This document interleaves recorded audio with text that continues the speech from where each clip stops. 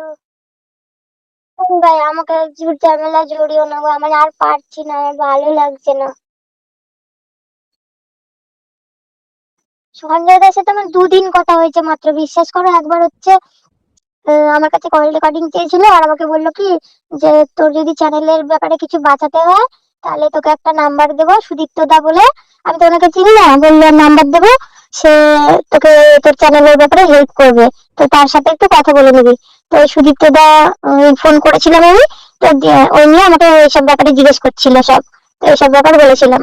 তো আমি বলেছি দেখো দাদা, আমি এইসব ঝুট ঝামেলা বেড়াতে চাই না। আমি তারপর কল নাম্বার, আমি আর পিঙ্কি বৌদি ওনাদের কল নাম্বার বলছি, বৌদি আমরা কোনো ঝুট ঝামেলায় থাকবো না, রিমি সংসার করছে সংসার করুক, আমরা ঝুট ঝামেলার মধ্যে থাকবো না। হ্যাঁ, বৌদি বললো হ্যাঁ কারো কল ধরার দরকার নেই, কই সুদীপ্ত কে গিয়ে সঞ্জয় আগেতেই আগে কোন নোংরা মোনা বলে ভিডিও ভিডিও করেছিল, বলে সঞ্জয়ের কলে ধরবে না। বৌদি আমাকে বললো, আমি তারপর সঞ্জয়ের কল ধরা বন্ধ করে দিয়েছি। আমাকে পরশুদিন সঞ্জয় দা লাস্ট কল করেছিল, মানে বলছে যে কেস কেস টেস এইভাবে এইভাবে সেই হবে। আমি বলছি তোমার আবার কোনো ক্ষতি হবে নাকি? বলছে না না, আমার কোনো বাই চিনতে পারবে না, এরকম না, এসব বলছিল।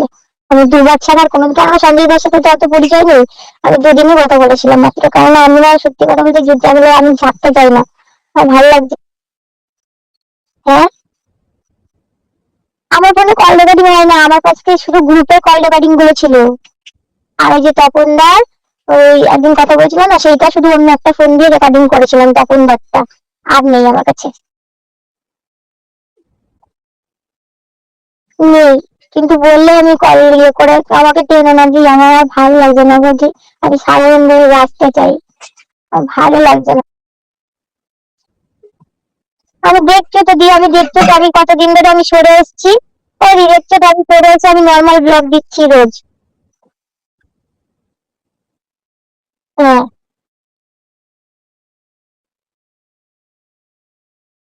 আজ ওই ম্যাডামকে যিনি বললো তাই ফোন করে, যিনি বললো ওর ফোন দিয়ে নাকি ফোন যাচ্ছে না, দিয়ে ফোন করছে। আমি যাক ম্যাডামকে দিয়ে ওকে একটু ধমকি দেওয়াই, কারণ ও বাড়ি থেকে বেরিয়ে যাবে এই যাবে বলছে। ম্যাডামকে দিয়ে ফোনটা করালাম, ওই যাক ম্যাডাম যদি ধমকি ধমকি দেয় তাহলে যদি ও একটু শোনে। হ্যাঁ, তারপর তো ম্যাডাম ফোন করেছিল, তারপরে রিমি কথা বললো, রিমিকে ধমকি ধমকি দিয়েছে, দিয়ে পিতামকে বললো একটু ডাক্তার ফাক্তার দেখাতে। এবার রিমিকে যে তুই গাইনার ডাক্তার দেখিয়েছিস কেন, তুই একটু মাথার ডাক্তার দেখা। ভালো কথাই বলেছে পিতামকে, আর বলেছে রিমির চ্যানেলটা ডিলিট করে দিতে। তারপরে রিমিকে বকেছে যে তুই কি পেয়েছিস, তুই একবার বরের ভালো বলবি আবার বল। তখন রিমি বললো যে ঠিক আছে, আমার বরের কোনো ক্ষতি করো না, আমি বেরোবো না বাড়ি থেকে, এই কথা বলেছে। তারপর একটু শুনেছি, তাহলে শুনছিলই না, সেই ঝামেলা মামলা করে বলছে বাড়ি থেকে বেরিয়ে যাবে, করবে করবে, সে বুঝিয়ে বুঝিয়ে পাচ্ছিলাম না। ওনার সাথে কথা হয়েছিল, উনি ওই যে আমাকে ডেকেছিল না থানাতে, তো ওখান থেকে আমাকে বললো, থানা থেকে আমাকে বলে গেলো যে তুমি ম্যাডামকে নিয়ে দেখো, ম্যাডাম একটা পাওয়ার আছে, তো ম্যাডামকে নিয়ে কোনো খারাপ কথা বলো না। আমি না স্যার, আমরা তো ম্যাডামকে সেরকম বলিনি, তো যদি করে থাকি তা আমরা বলে প্রাইভেট করে দেবো, আমরা কোনো যদি আমরা থাকতে চাই না। তারপর থেকে বোঝা এমনটি করেছি যে আমরা কোনো ম্যাডামকে নিয়ে কোনো খারাপ কথা বলবো না, কিছু বলবো না, আমরা নিজেদের মতো ভিডিও দেবো, এই কথাই বলেছি থানাতে। না, ওই লোকটা আমাকে বলেছিল যে থানা থেকে আসার পর আমাকে ফোন করে সব জানাবি, কিন্তু আমরা আর ফোন ফোন করিনি। আমি আর বৌদি মনে করেছি যে আমরা ওনাদের কাউকে ফোন করার দরকার নেই, তাই সঞ্জয় দাকে ফোন করিনি, যে সঞ্জয় দার অনেক দোষ আছে। আমাকে দিদি বললো যে সঞ্জয় দা নাকি আগে অনেক নোংরা নোংরা আছে, খিস্তি খিস্তি দিয়েছে, আমি তো সঞ্জয় দার ব্যাপারে সবকিছু জানতাম না। হ্যাঁ, তারপর আমাকে দিপি বললো সব কথা কালকে। তারপর থেকে আমি কথাবার্তা বলা, আমি এরকম আমাকে সুদীপ্ত দা কালকে না পরশু দিন যেন অনেকবার ফোন করেছিল, আমি রিসিভই করিনি।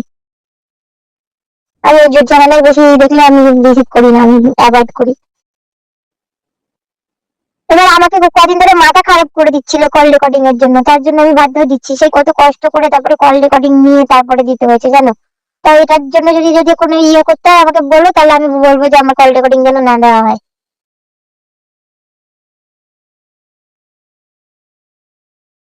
আমাকে যে আমার আর ভালো লাগে না, আমি আর নিতে পারছি না।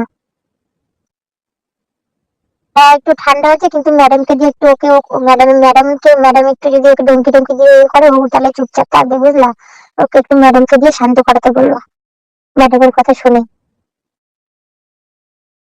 আর বৌদি আমি খারাপ ভিডিও দেবে না, ইয়ে করবে না, দরকার পড়লে আমি ভিডিও ভিডিও করে ম্যাডামের কাছে আমি সরি করে দেবো। মানে আমি সেই গালাগালি টালাগালিটা ভিডিও প্রাইভেট করেও দিয়েছি, বৌদিও করে দিয়েছে।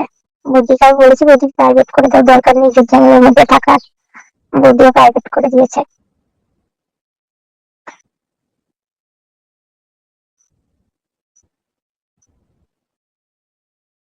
আরে ম্যাডাম তো খারাপ ভাবিনি, আরে সেদিন কি হয়েছে জানো কি? ওদি ওই দিন কি হয়েছে, একটা ভুল বোঝাবুঝি হয়েছে।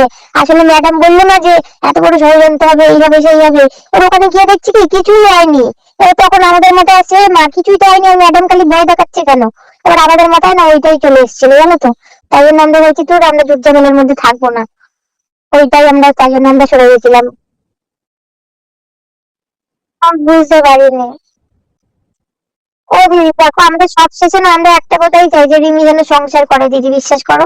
তারপরে আবার ওই সুদীপ্ত দা মাথায় বলছে কি যে তোমরা নাকি, সুদীপ্ত দা ওরা বলছে তোমরা নাকি আবার দিশানিকে ঢোকানোর চেষ্টা করছো রিমিকে সরিয়ে, এইসব কথা বলছে। আমরা বিশ্বাস করিনি। আবার ও বলছে টিনার কেসটাই নাকি টিনার টিনার সংসার করার জন্য। না, ওই যে বলছে কি ম্যাডামকে, ম্যাডামের কথা আমরা শুনিনি ওই জন্য রেগে গিয়ে নাকি দিশানিকে।